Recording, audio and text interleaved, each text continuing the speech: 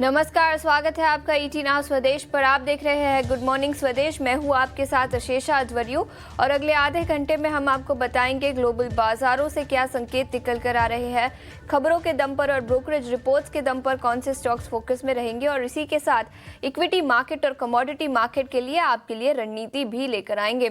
लेकिन सबसे पहले गिफ्ट निफ्टी पर नजर डालते हैं। कमजोर ओपनिंग के संकेत भारतीय बाजारों के लिए निकल कर आ रहे हैं। करीब 80 से 90 अंकों की गिरावट के साथ गिफ्ट निफ्टी 24,200 के नीचे ट्रेड करता हुआ। लेकिन एशियाई बाजारों की बात करें तो यहाँ से अच्छे संकेत निकल कर आ रहे हैं। याद रखिए, जापान के बाजार तो आज बंद होंगे, लेकिन इसके अलावा अमेरिकी और यूरोपियन बाजारों से कैसे संकेत है और कमोडिटी मार्केट में ओवरनाइट एक्शन कैसा दिखा, ये बताने के लिए अब हमारे साथ अभिषेक जुड़ चुके हैं। अभिषेक, गुड मॉर्निंग। बताएं, एक दिन की छुट्टी के बाद अमेरिकी बाजार फिर से शुरू हुए हैं और इसी के साथ यूरोपियन मार्केट और कमोडिटी मार्केट में कैसा एक्शन रहा?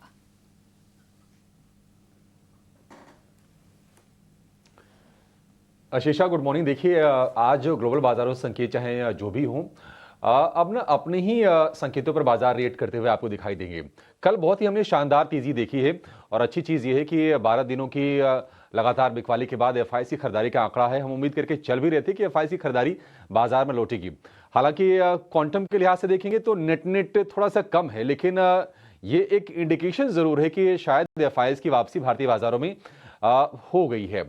अगर हम ग्लोबल बाजारों की बात करें तो अमेरिका में कल शुरुआत तो अच्छी हुई, लेकिन वहां पर अभी भी प्रॉफिट टेकिंग हायर लेवल्स पर चल रही है।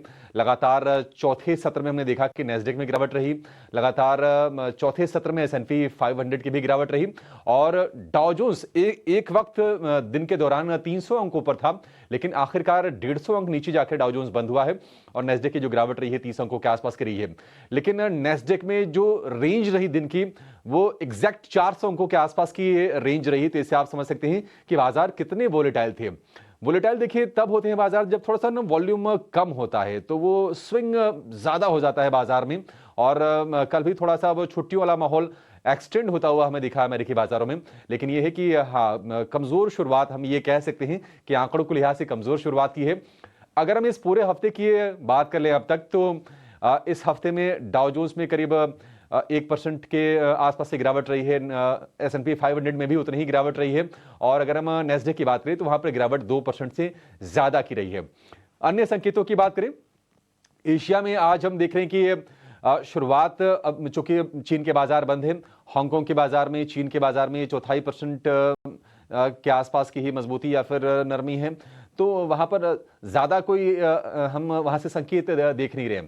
एक चीज जरूर है कि न्यू ईयर पर चीन के राष्ट्रपति शी जिनपिंग का संबोधन आया है और उन्होंने कहा है कि वो ग्रोथ बढ़ाने के लिए पॉलिसीज लेकर आएंगे। तो ये इसको पॉजिटिव तौर पर देखा जा रहा है ग्लोबल निवेशकों की तरफ से। और ये भी खबरें आ रही है, फाइनेंशियल टाइम्स ने रिपोर्ट की है कि पीबीओसी, जो कि चीन का सेंट्रल बैंक है, पीपल्स बैंक ऑफ चाइना, इस साल अप्रोप्रिएट टाइम देकर दरों में कटौती करेगा। तो देखते हैं कि क्या कुछ चाइना से निकल के आता है। अगर बहुत बड़े मेजर्स लेते हैं और उसका असर अगर आंकड़ों में दिखता है तो भारत के लिए थोड़ा सा नेगेटिव ये जरूर जाएगा। लेकिन चीन से इसी डिमांड बढ़ने की उम्मीद में हमने देखा कि कच्चे तेल के प्राइसेस में उबाल हम देख रहे हैं। 7 हफ्ते की ऊंचाई पर कच्चा तेल ट्रेड कर रहा है। ब्रेंट क्रूड का जो भाव है वो है $76 के ऊपर। हालांकि अमेरिका में जिस तरह से थोड़ी सी नरमी चल रही है, तो जो निवेशक हैं वो सेफ हेवन डिमांड की उम्मीद में सोने में हम देख रहे हैं कि बाइंग हो रही है। $2670 के आसपास के सोने के भाव हैं। लेकिन गिफ्ट निफ्टी हमारा अपना लोकल डोमेस्टिक जो संकेत है, 93 अंकों के आसपास की गिरावट है और ये ठीक है। अगर ये गिरावट पर ही अगर शुरुआत हो तो नीचे थोड़े मौके मिलेंगे। अदरवाइज कल की सुपर तेजी 400 अंकों के आसपास की निफ्टी में और एक एक जो रेजिस्टेंस के लेवल थे सबको निफ्टी ने बहुत ही बखूबी पार किया है। उम्मीद करेंगे कि वो मोमेंटम आज भी बरकरार रहेगा, क्योंकि जो बिजनेस अपडेट्स आ रहे हैं कंपनीज की तरफ से वो अच्छे आ रहे हैं। ऑटो कंपनीज के बिक्री अच्छे आंकड़े आए थे, अब रिटेल कंपनीज के, डोमेस्टिक बिजनेस के Q3 के अपडेट अच्छे आ रहे हैं। तो अब अपने डोमेस्टिक क्यूज पर ही बाजार निश्चित तौर पर चलता हुआ दिखाई देगा। और एक चीज अच्छी मिल गई है, वो है एफआईएस की खरीदारी का आंकड़ा। क्वांटम छोटा जरूर है, लेकिन कॉन्फिडेंस के लिहाज से यह काफी बड़ा माना जाएगा। बाजारों से ये संकेत, लेकिन सबसे अच्छी खबर यही है कि एफआईआईज ने कल फिर एक बार बिकवाली की। भारतीय बाजारों में करीब 1500 करोड़ की बिकवाली कल के सत्र में दिखी। वहीं डीआईआईज ने भी करीब 22 करोड़ की बिकवाली की। इंडेक्स फ्यूचर्स में 1870 करोड़ की खरीदारी दिखी। इंडेक्स ऑप्शंस में करीब 23,000 करोड़ की बिकवाली। स्टॉक फ्यूचर्स में करीब 11,600 करोड़ की खरीदारी। वही स्टॉक ऑप्शंस में करीब 950 करोड़ की बिकवाली कल के सत्र में दिखी है। लेकिन याद रखें, 12 दिन लगातार फॉरेन इंस्टीट्यूशनल इन्वेस्टर्स ने बिकवाली की थी। वो ट्रेंड कल रिवर्स होता हुआ नजर आया और करीब 1500 करोड़ की खरीदारी फॉरेन इंस्टीट्यूशनल इन्वेस्टर्स ने कल भारतीय बाजारों में की। लेकिन अच्छा दिन था इक्विटी मार्केट के लिए। क्या वो ट्रेंड आज कंटिन्यू होता हुआ नजर आएगा, ये बताने के लिए अब हमारे साथ डिम्पी जुड़ चुके हैं। Dimpy, good morning. बताएं, एफआईआईज फिर एक बार खरीदारी कर चुके हैं और कल का दिन भी काफी अच्छा रहा। आज कौन से लेवल्स पर नजर रखनी चाहिए? आशीषा, गुड मॉर्निंग। देखिए, अगर आप 2-3 दिन से हमारे साथ थे आशीषा मॉर्निंग शो में भी, तो आपको भी याद होगा सुबह 7:30 बजे वाले शो में भी रहते, तो हमने एक वर्ड इस्तेमाल आपके लिए किया था, वो था एक्युमुलेट। धीरे धीरे करके इकट्ठे करो, आप इकट्ठा करो, आपको रिटर्न मार्केट 100% देगा। क्योंकि हमने सिर्फ एक ही लाइन पकड़ ली थी कि 14% के आसपास के एफआईज की लॉन्ग पोजीशन आ चुकी है। अब एफआईज इंडिया से बाहर नहीं जाएंगे, वो शॉर्ट नहीं करेंगे, वो देर सवेर आएंगे जरूर। कल आप देखो, जब 400 पॉइंट की बढ़त थी निफ्टी के अंदर, तभी हमारी बात आपको सबको ऑलमोस्ट याद आ रही होगी कि हमने आपको 2-3 दिन पहले से ही ये बात बोल रहे थे, प्लीज एक्युमुलेट करो, ये मौके बार बार मिलेंगे। और इतना कॉन्फिडेंटली बोलने के लिए भी आपके पास बैक टेस्टेड फॉर्मूला और थोड़ा बहुत एक्सपीरियंस चाहिए होता है, जो हमने कई बार के इस बार की बेस से हमने चेक किया हुआ है कि जब भी एफआई 10 से 14% के बीच में या 15% के बीच में आ जाए, आंख बंद करके खरीद लो आप। बट एनी हाउ, कल जब 4% की 400 पॉइंट की तेजी आई, करीब 500 पॉइंट की बैंक निफ्टी में तेजी आई, तो उसने एक राउंड की शॉर्ट कवरिंग को कंप्लीट किया। 19% प्लस अब एफआईज की होल्डिंग वापस हो चुकी है। थोड़ा बहुत आप बता रहे हैं कि उन्होंने कैश में भी खरीदा है 1500 करोड़ रुपए के आसपास का। देखिए, एक प्री बजट रैली ड्यू है। मैंने लास्ट टाइम भी आपको बताया था कि मेरे को पता नहीं सेंट्रल रैली आएगी नहीं आएगी, या आई है या नहीं आई है, बट एक प्री बजट रैली जरूर आएगी। एग्जैक्टली प्री बजट रैली की थोड़ी सी शुरुआत हुई है। ये छोटे मोटे डिप जब भी आपको मिले, आप दो चीजों का हमेशा ध्यान रखना। पुट कॉल रेशियो अगर आपका 1 से नीचे है, एफआईज की होल्डिंग 20% से कम है, और अगर आप 200 दिनों के एवरेज के करीब खरीदते हैं, या फिर कल की तेजी को मैं अगर 50% भी कर दूं रिट्रेसमेंट, तब भी आपके लिए अच्छा बाय जोन है। एक वर्ड का इस्तेमाल हमेशा आप इस्तेमाल कीजिएगा टिल बजट तक, वो है एक्युमुलेशन। धीरे धीरे करके एक्युमुलेट कीजिए। आया हुआ पैसा आप बुक भी करते जाइए। मान लीजिए किसी ने कल और परसों में प्रॉफिट, मान लीजिए पोजीशंस ली है ना, तो उनको कल में 400 पॉइंट मिल गए। एक लॉट की कैलकुलेशन 400 पॉइंट की होती है, करीब 6,000 से इनफैक्ट ज्यादा, है ना। तो अगर आपके पास 3 से 4 लॉट थे, तो आपके 18-20 हजार पे आ गए हफ्ते भर में। Book the profit, leave the market, वैसे वाला आप कंसेप्ट कर सकते हैं ना। थोड़ा तो आपको अभी भी सचेत ही रहना होगा, क्योंकि पूरी तरह से अभी भी हम अग्रेशन के साथ तो चल रहे हैं, 24,200 के आसपास भी पहुंचे हैं, लेकिन यहीं से एक रेजिस्टेंस भी शुरू होता है। तो इसलिए जो डिप मिल रहा है, इसको वेलकम डिप की तरह इस्तेमाल कीजिए। मेरे को लगता नहीं इतना बड़ा डिप मिलेगा भी जितना आपका एग्जीक्यूटिव दिखा रहा है, मेरा ऐसा परसेप्शन है, मानना है। बट फिर भी मिल जाए तो आप ट्रेड लीजिएगा। ऑप्शंस वाले सावधानी के साथ ट्रेड कीजिए। कल आर्टिफिशियली कॉल्स के प्रीमियम भी राइज हुए हैं, और कल वीकली एक्सपायरी भी थी निफ्टी की, क्योंकि बैंक तो नहीं करता वीकली। तो हमने नई सीरीज का ऑलमोस्ट आज हफ्ते के आखिरी दिन में है, तो ये छुट्टियां वुटियां सब इस बार खत्म हो जाएंगी फ्राइडे के साथ ही, और मंडे से सीरीज बिजनेस यानी कि अर्निंग्स का बिजनेस और ये सब बिजनेस आपके स्क्रीन पर आने लग जाएंगे। तो आप चाहें तो थोड़ी बहुत पोजीशन आज कैरी भी कर सकते हैं और थोड़ी बहुत पोजीशन ले भी सकते हैं, बट बाइंग और डिप्सी करना एकदम से हाई आके आपको खरीदारी नहीं करनी चाहिए। लेवल्स आई रिपीट, आप 23,900, 24,000 एक सपोर्ट का एरिया है अब आपके लिए, और ऊपर जाते समय 24,200 और 24,500 आपका रेजिस्टेंस एरिया है। बैंक निफ्टी का भी सपोर्ट रेजिस्टेंस बता देता हूँ। बैंक निफ्टी के लिए अब 51,200, 300 और 500 सपोर्ट एरिया है, और अगर आप ऊपर जाएंगे तो 52,000 और 52,300 आपके लिए रेजिस्टेंस एरिया है। ठीक है, तो ये कुछ लेवल्स आपको नज़र में रखने चाहिए और इसके अलावा कॉशियस बन के ट्रेड करें। डिम्पी, बहुत बहुत शुक्रिया समय निकालकर हमारे साथ जुड़ने के लिए। लेकिन बाजार में विस्तार में चर्चा करने के लिए अब हमारे साथ एंजल वन के टेक्निकल एनालिस्ट देवांग शाह भी जुड़ चुके हैं। देवांग, शुक्रिया समय निकालकर ईटी नाउ स्वदेश के साथ जुड़ने के लिए। और कल की शानदार तेजी के बाद आज आपकी रणनीति क्या होगी? देवांग, ये सवाल आपके लिए था। Good morning. Okay, very good morning. बात करें निफ्टी की तो जैसे हमने कल देखा काफी अच्छा है, हमने अपसाइड देखा। पास्ट फ्यू डेज में जो कंसोलिडेशन निफ्टी ने किया था वो एक ब्रेकआउट देखने मिला है। तो आई थिंक जहाँ पे भी कहीं डिप मिले खरीदने की सलाह है। और ट्रेडर्स को ये सजेशन रहेगा वॉलिटिलिटी और भी देखने मिल सकती है, तो कहीं डिप पे मिले तब खरीदारी करें। और 23,950 निफ्टी का सपोर्ट है, 24,350 रेजिस्टेंस है, तो बाय एंड डिस्क की स्ट्रेटेजी रह गई निफ्टी में।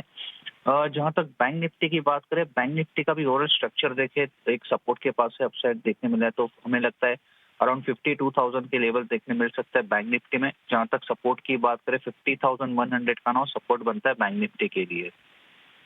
स्टॉक स्पेसिफिक अप्रोच में फर्स्ट स्टॉक यहाँ रहेगा अपोलो हॉस्पिटल। अपोलो हॉस्पिटल की बात करें तो ओवरऑल जो स्ट्रक्चर है हाइट ऑफ हाइड्रोजन स्ट्रक्चर में पास्ट फ्यू डेज से एक सपोर्ट से हमें देखा कि अपसाइड रिज्यूम कर रहा है, तो यहाँ पे अपोलो हॉस्पिटल खरीदने की सलाह है। स्टॉप लॉस रखना है 7285, टारगेट है 7650।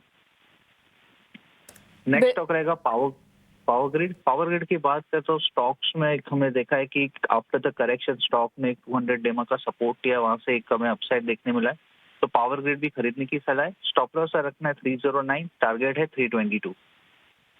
पावर ग्रिड पर खरीदारी की राय 322 तक के लेवल्स नजर आ सकते हैं। और इसके अलावा हॉस्पिटल सेक्टर से अपोलो हॉस्पिटल स्टॉक पर भी खरीदारी की राय, जहां पर 7,650 का लक्ष्य और 7285 का स्टॉप लॉस यहां पर दिया है। देवांग, शुक्रिया समय निकालकर हमारे साथ जुड़ने पड़ते हैं। खबरों के लिहाज से कौन से स्टॉक्स फोकस में रहेंगे वो बताने के लिए अब हमारे साथ शरद स्टूडियो में जुड़ चुके हैं। और शरद, कई सारे बिजनेस अपडेट्स आने शुरू हो चुके हैं, मेटल कंपनीज हो या एफएमसीजी कंपनीज, और कई सारे ऑर्डर विंस भी आए हैं, बताएं। जी बिल्कुल। जो है अब हम बिजी हो चुके हैं। Q3 अपडेट की बात करें तो रात भर जो अपडेट्स आ रहे हैं उसको छाट के हम ला रहे हैं और हम अपनी ऑडियंस को भी बता रहे हैं कि कौन सा इम्पैक्टफुल है और कौन सा नहीं है। सबसे पहले बात करते हैं थर्ड क्वार्टर अपडेट के, तो उसके पहले एक दिसंबर की सेल्स की नंबर बता देते, बिकॉज कल के नंबर्स बहुत अच्छे आए थे पीवी के, तो कुछ अच्छे कमेंट्री भी आ रहे थे टू व्हीलर के। तो सबसे पहले हीरो मोटोकॉर्प को कंप्लीट कर देते हैं। यहाँ पे जो है देखा जाए तो वीक सेट ऑफ नंबर्स आए, 17% ईयर ऑन ईयर बेसिस पे जो है गिरावट जो है सेल्स में देखने मिली। हालांकि जो कमेंट्री है वो पॉजिटिव आई है। कंपनी ने कहा कि जो ब्रॉडर कस्टमर सेंटिमेंट है वो वहाँ पे जो है एक अच्छी स्ट्रॉन्गर डिमांड रिकवरी देखने मिल सकती है। एंड ऑफ कोर्स इनके एक्सपोर्ट लेवल्स हालांकि छोटे बेस पे है पर ग्रोथ अच्छा दिखा रही है, तो ये एक अच्छा ट्रेंड है जो हमने ऑटो कंपनीज के लिए पकड़ा है इस दिसंबर के सेल्स को लेके। लेकिन Q3 अपडेट्स पे बात करते हैं और यहाँ पे बैंक ऑफ महाराष्ट्र पे बात करेंगे। यहाँ पे लोन ग्रोथ स्ट्रॉन्ग आया है, डिपॉजिट्स लगभग 14% भागा है और एडवांसेस में भी 21% का ग्रोथ आया है, तो और एसेट क्वालिटी भी लार्जली स्टेबल रही है। लेकिन एवेन्यू सुपरमार्ट यहाँ पे सबकी नज़र रहेगी। यहाँ पे largely inline set of numbers देखने मिले और याद रखिए बहुत क्वार्टर से ये जो है अंडर परफॉर्मेंस कर रही थी कंपनी। और यहाँ पे देखें तो नंबर ऑफ स्टोर एडिशन भी इनलाइन हुए हैं, लगभग 10 से 11 एडिशन हुए हैं, टोटल नंबर 387 स्टोर्स का आ जाता है। तो एवेन्यू सुपरमार्ट पे भी ज़रूर नज़र रखिएगा, खास करके जो है ये ट्रेंड कर सकती है फ्लैट या पॉजिटिव बायस के साथ। अब बात करते हैं मेटल स्पेस से, तो मॉइल का जो Q3 अपडेट बहुत स्ट्रॉन्ग आया है। सबसे ज़्यादा Q3 सेल्स उन्होंने किए लाइफ में, लगभग 13% ईयर ऑन ईयर बेसिस पे। और जो कमेंट्री की बात करें तो यहाँ पे वो कह रहे हैं कि जो ग्रोथ मोमेंटम है आगे जाते हुए वो मेंटेन किया जाएगा। हिंदुस्तान जिंक की भी बात करें तो रिफाइंड मेटल प्रोडक्शन जो ऑपरेशनल नंबर्स है वो रिकॉर्ड लेवल्स पे आए हैं, क्योंकि प्लांट अवेलेबिलिटी अच्छी रही है और ऑपरेशनल पैरामीटर्स में भी बढ़ोतरी हुई और जिंक की प्रोडक्शन की भी जो है लगभग 3% का ग्रोथ जो है ईयर ऑन ईयर बेसिस पे देखने मिला। तो नेट जो है मिनरल मेटल प्लेयर्स की बात करें तो यहाँ पे जो है एक अच्छा जो है Q3 अपडेट देखने मिला है। End of course Avenue supermart पे नज़र ज़रूर रहेगी, क्योंकि इनलाइन नंबर्स इस बार आए हैं, लेकिन ऑफ कोर्स उसकी जो लॉन्ग टर्म एवरेज होती है 20% की ग्रोथ की, उतना तो नहीं आया है, बट फिर भी एक पॉजिटिव रिएक्शन स्टॉक में देखने मिल सकता है। तो ये तो आपके Q3 अपडेट्स हुए, लेकिन कुछ खबरों वाले शेयर्स भी है, इन पे भी नज़र डाल देते हैं। ऑफ कोर्स जी पे नज़र रखिएगा। सेबी ने रिजेक्ट कर दिया है कंपनी और उनके जो प्रमोटर पुनीत गोयनका के सेटलमेंट प्ली के बारे में, जहां पे वो वायलेशन हुई थी लिस्टिंग नॉर्म्स को लेके। अब फिर से इन्वेस्टिगेशन होने वाला है, तो एक टाइप से नेगेटिव रिएक्शन स्टॉक में देखने आपको मिल सकता है। अब इसके अलावा अगर बात करें तो बाइकॉन की अप्रूवल आ गई है एक ऑर्गन ट्रांसप्लांट ड्रग की, और ये जो है चाइना कि जो रेगुलेटरी अथॉरिटी है मेडिकल, उन्होंने जो है अप्रूव किया है। तो नेट नेट पॉजिटिव रिएक्शन है। अब 2 कंपनीज और लेंगे रेलवे सेगमेंट से, जहां पे आज एक्शन देखने मिल सकता है। IRFC जो है MOU साइन कर दिया है REMC के साथ, और याद रखिए REMC एक आर्म है जो राइट्स का ही कंपनी का है, और याद रखिए राइट्स के लिए भी एक न्यूज़ फ्लो है। यहाँ पे इनको लगभग आप कह सकते हैं 70 करोड़ रुपए का लोकोमोटिव्स ऑर्डर भी आया है। तो राइट्स को ऑर्डर भी आया है, और एक इम्पॉर्टेंट उनकी आर्म ने MOU भी साइन कर लिया है IRFC के साथ। तो इन दोनों रेलवे स्टॉक्स पे भी नज़र ज़रूर रखिएगा ना। ऑफ कोर्स अभी बजट भी आ रहा है, तो रेलवे न्यूज़ फ्लोज में भी जो है मार्केट की आंख लगे रहेगी। तो ये इंपॉर्टेंट स्टॉक्स है जिन पे आपको आज नज़र रहनी चाहिए, जहाँ पे आज एक्शन देखने मिल सकता है। कई सारे स्टॉक्स जो ऑपरेशनल अपडेट्स और विन्स के दम पर फोकस में रहेंगे। शरद, शुक्रिया पूरी डिटेल्स के साथ हमारे साथ जुड़ने के लिए। लेकिन आगे बढ़ते हैं, ब्रोकरेज रिपोर्ट्स कहां से निकल कर आई है ये बताने के लिए अब हमारे साथ रविंदर जुड़ चुके हैं। Ravinder, good morning. बताएं कौन सी ब्रोकरेज रिपोर्ट्स है, उसके दम पर कौन से स्टॉक्स और सेक्टर्स आज फोकस में रहेंगे? जी, तो सबसे पहले हम शुरुआत करते हैं जुबिलेंट फूडवर्क की, जहां पर जेफरीज की नोट आई है और उन्होंने जो है हाई कन्वेंशन आइडिया के साथ बाय रेटिंग को मेंटेन रखा है और टारगेट प्राइस जो 1000 का रखा है। उनका कहना है कि लो बेस और इंटरनल इंप्रूवमेंट के चलते कंपनी का जो आउटलुक है उसमें इंप्रूवमेंट देखने को मिल सकता है, और SSSG में भी जो है राइज देखने को मिल सकता है। उनका कहना है कि SSSG जो है वो ग्रो हो सकता है mid to high single digit coming quarters में। और जुबिलेंट फूडवर्क का जो एबिटा मार्जिन था वो 2024 की शुरुआत में अपने लोएस्ट पॉइंट पे था, लेकिन अभी आगे जाके जो इस पर इम्प्रूवमेंट देखने को मिल सकती है। और मैनेजमेंट का जो फोकस है ग्रोथ है ओवर मार्जिन्स पे।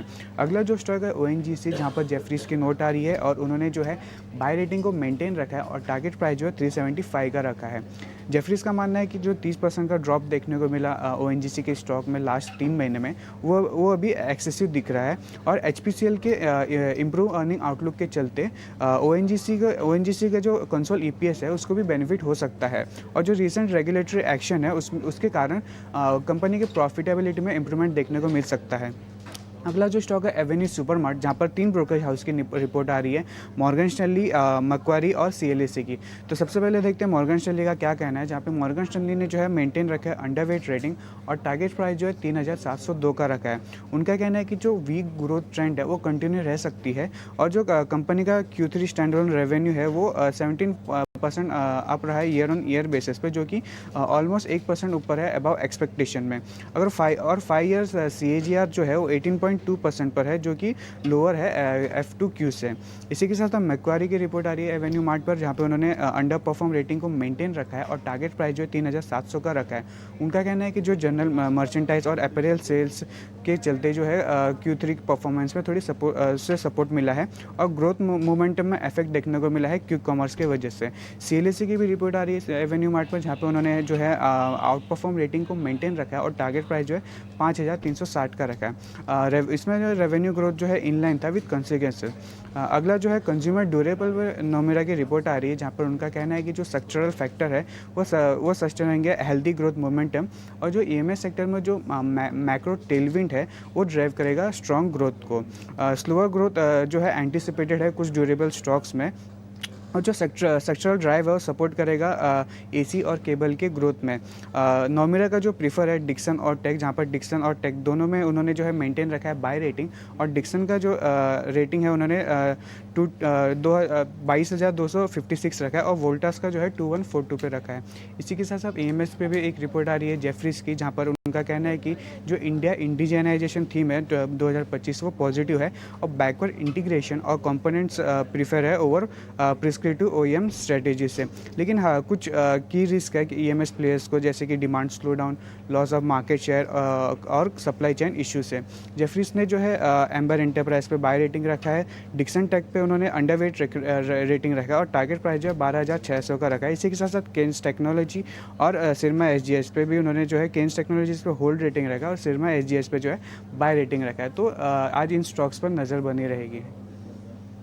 ड्यूरेबल और EMS स्टॉक्स पर ब्रोकरेज रिपोर्ट्स, इसके अलावा एवेन्यू सुपरमार्ट जहां पर कंपटीशन बढ़ती हुई नजर आ रही है क्विक कॉमर्स प्लेयर से, जिसके ऑपरेशनल अपडेट्स के बाद भी कई सारी ब्रोकरेज रिपोर्ट्स आई है। रविंदर, बहुत बहुत शुक्रिया पूरी डिटेल्स के साथ हमारे साथ जुड़ने के लिए। तो ये सभी स्टॉक्स ब्रोकरेज रिपोर्ट्स के दम पर आज फोकस में रहेंगे।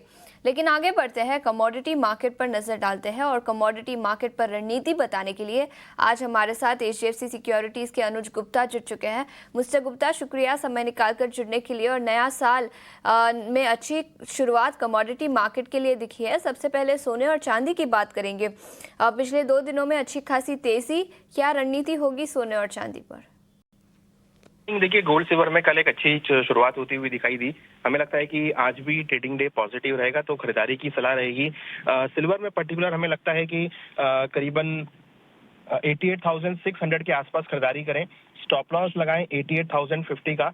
टारगेट लग रहा है कि 89,288 के आसपास तक देखने को मिल सकता है। तो सिल्वर में इंट्राडे के लिए खरीदारी का ट्रेड बना के चल सकते हैं। डे का ट्रेड बनाकर खरीदारी कर सकते हैं सिल्वर पर, लेकिन इसके अलावा कच्चे तेल, चीन से डिमांड बढ़ने की उम्मीद है, जिसके चलते यहाँ पर भी उबाल दिखा है। $75 के पार ब्रेंट क्रूड निकलता हुआ। कच्चे तेल में आपकी क्या रणनीति होगी? देखिए, ट्रेंड पॉजिटिव देखा और चाइना की तरफ से पॉजिटिव क्यूज आते हुए दिखाई दिए। हमें लगता है कि क्रूड में अभी और खरीदारी का ट्रेड बना के चल सकते हैं। तो करीबन 6,220 के आसपास खरीदारी करें। 6,165 का स्टॉप लॉस लगाएं। टारगेट करीबन 6,305, 6,320 तक देखने को मिल सकता है। तो क्रूड में भी हमें लगता है कि खरीदारी का ट्रेड इंट्राडे के लिए बना सकते हैं। इंट्राडे के लिए खरीदारी का ट्रेड क्रूड में। मिस्टर गुप्ता, बहुत बहुत शुक्रिया समय निकालकर हमारे साथ जुड़ने के लिए और कमोडिटी मार्केट पर अपनी रणनीति बताने के लिए। इतना ही समय था हमारे पास इस शो पर। गिफ्ट निफ्टी की बात करें तो कमजोर ओपनिंग के संकेत, करीब 90 अंकों की गिरावट के साथ 24,200 के नीचे ट्रेड करता हुआ। एशियाई बाजारों से संकेत भी ठीक ठाक है, लेकिन अमेरिकी बाजार कल लाल निशान में बंद हुए।